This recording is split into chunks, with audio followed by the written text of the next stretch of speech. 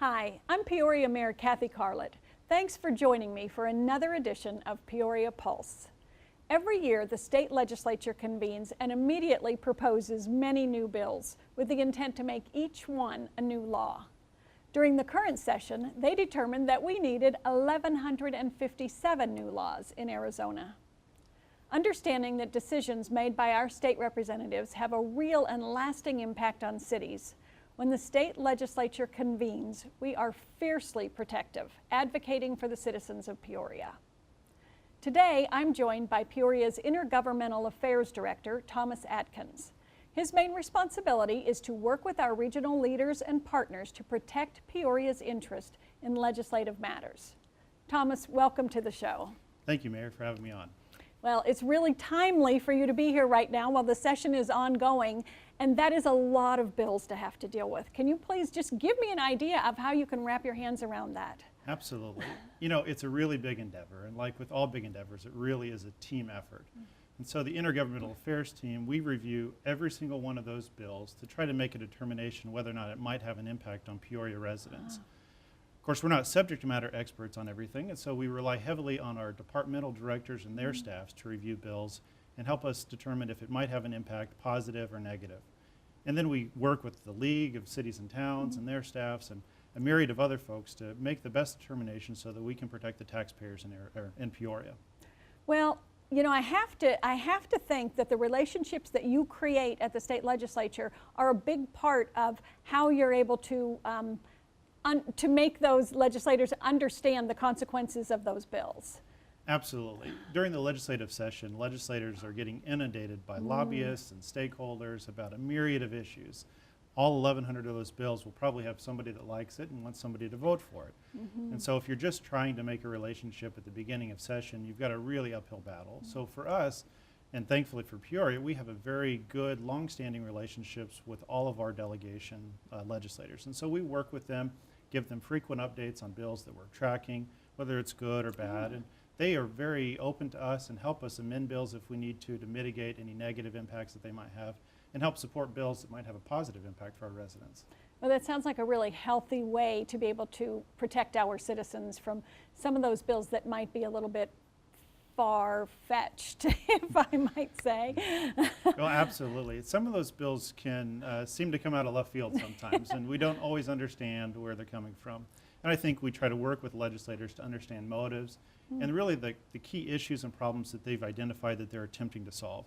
Sometimes they think they have the best solution to a problem, and really if we talk with them and we get a better grasp of what the problem is, we can help them find a better solution that works for them and also for Peoria residents. Yeah, that's great. We are very, very lucky to have you.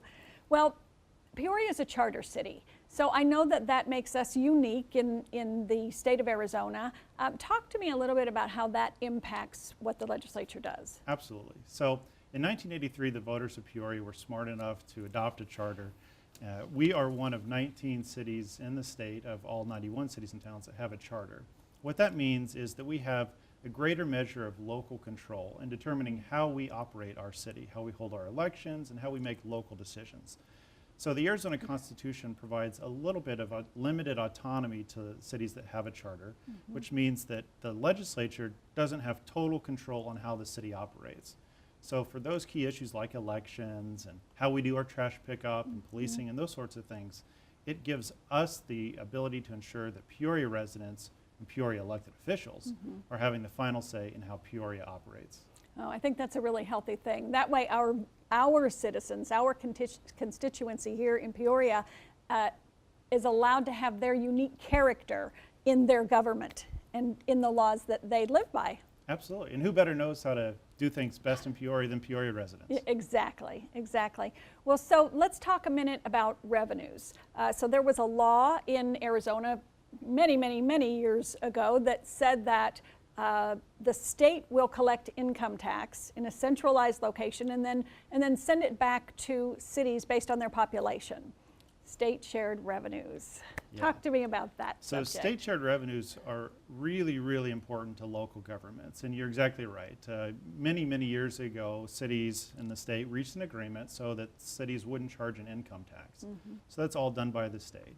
and that is one component of state shared revenues. State shared revenues, like you said, are taxes that are collected by the state, and then they're divvied up to the local governments based on population. And so for most cities like Peoria, state shared revenue, that encompasses around a third of our general fund. So the general fund, of course, is what we use to pay for the key services like public safety, our parks and rec, all of those things that our residents come to depend on. So a third of that fund is very important, and we have to make sure that we protect it.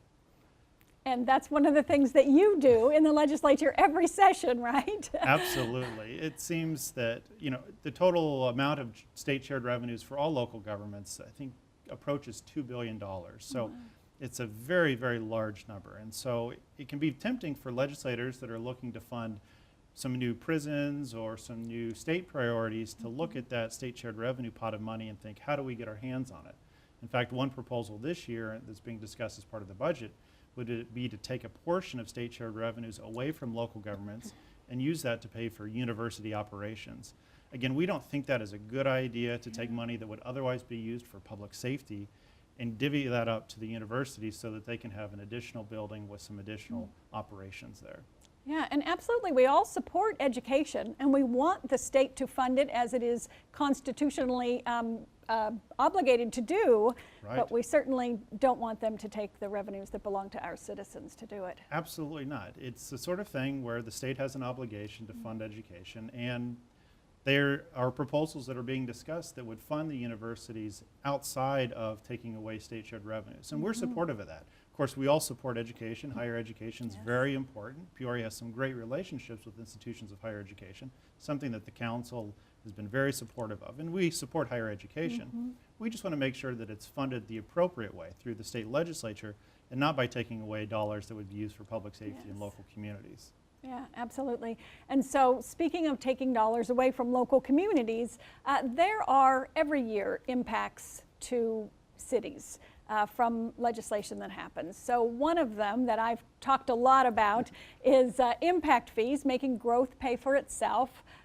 We have changed the way growth pays for itself. Why don't you talk about that for a little bit? Yeah, so this is a tough one. Back in 2011, a bill was passed that modified the way impact fees were collected. It had a very negative impact to growing communities like Peoria to the tune of $7 million a year that we don't receive anymore.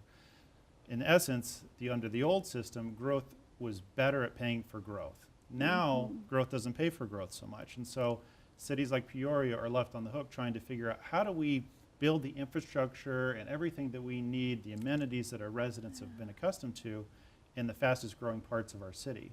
And because we don't have that, it's a tough decision for the mayor and council to decide how do we get the funds to provide those services. But that's just one example of many where the state has taken an action that they think will have a benefit to particular industries or special interest, and they end up having a very negative consequence for some cities like us.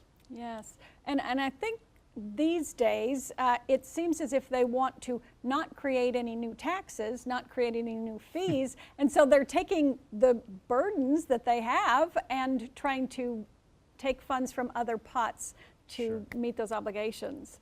Do you see that regularly? We see that all the time. Yeah. The state legislature, the governor, they're all elected officials that ran on platforms and made promises to deliver increased services or do good things. Yeah. Most of them promise not to raise taxes.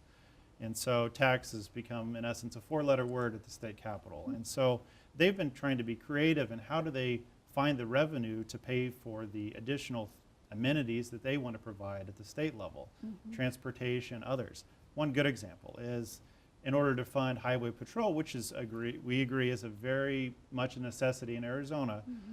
For the last several years, the legislature sweeps money out of the Highway User Revenue Fund. That's a fund that's used to pay for roads and local governments. And he take that money and away from HERF and use it to fund DPS. So it's a tough thing. The legislature and the governor are trying to be creative to find additional revenue without raising taxes. But oftentimes it's local governments and others that are kind of getting the short straw. That's true. They are sweeping those funds, and it's oftentimes very quiet. People don't know that it's happening.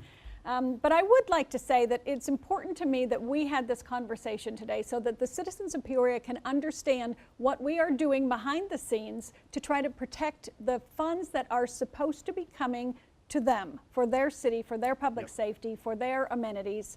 And so we really can't thank you enough for all that you do down there. I know sometimes it's very difficult, especially in the heat of those, 2 o'clock in the morning striker votes and things that seem a little crazy to me if you're talking about open meeting laws and conducting the public's business.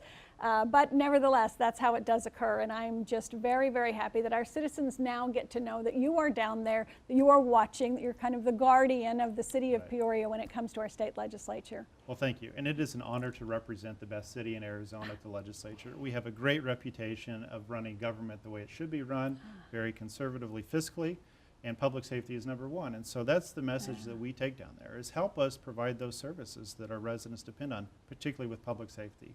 Don't take away the money. We don't create headaches for them. Don't create headaches for us. Yes, and by the way, we have shared constituencies. Our citizens are their citizens. Absolutely. Well, thanks again for coming today, Thomas, and I really appreciate you being on the show. Thank you, Mayor. Although state legislative decisions have a lasting impact on cities, maintaining local control is critical. Our goal is to ensure residents enjoy the highest quality of living with the lowest tax burden possible. When the state and local branches of government work in harmony, we create the most positive good for our shared constituencies. I hope you'll tune in again to hear more about the city of Peoria and meet some of the people helping to make our community an even better place to live. Thank you for joining me today for another edition of Peoria Pulse.